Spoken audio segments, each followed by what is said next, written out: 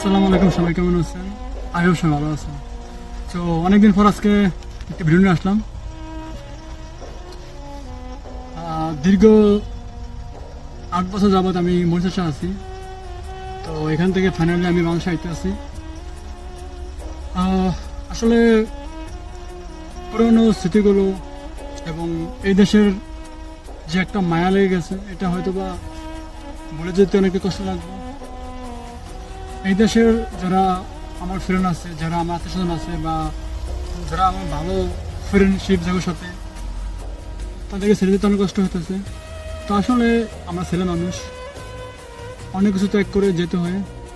তো এই জন্য এটা আসলে কষ্টের কিছু না, তবে আমার কাছে অনেক কষ্টের।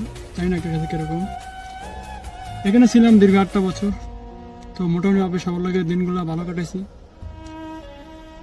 আর এই দিনগুলো আমার কাছে বিশেষ স্মরণীয় থাকবে, যে মরিশাসটা কেরম ছিল।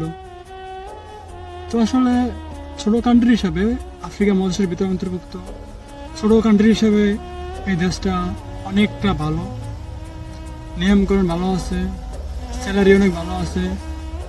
আমি মনে করি যে বড় দেশের হিসাবে এই দেশে কম টাকা আসা বড় দেশের একটা ফিল পাওয়া যায় কিছু হলে। যেমন একটা কথা আছে না, যে S23 আলট্রা এবং S23 FE, মানে S23 হোক 5 হোক, যেটা FE মডেলের ফোনটা বাইরে, তো এরকম একটা ফিল পাওয়া যায়।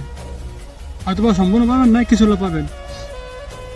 তো এই সব কিছু মিলে এই দেশটা এরকম আর কি, অনেক ভালো আমার হিসাবে। যারা এদের আসার জন্য ইচ্ছুক, নির্দ্বিধে আসতে পারেন। তবে আপনি হিন্দি জানলে অনেক বেটার হবে।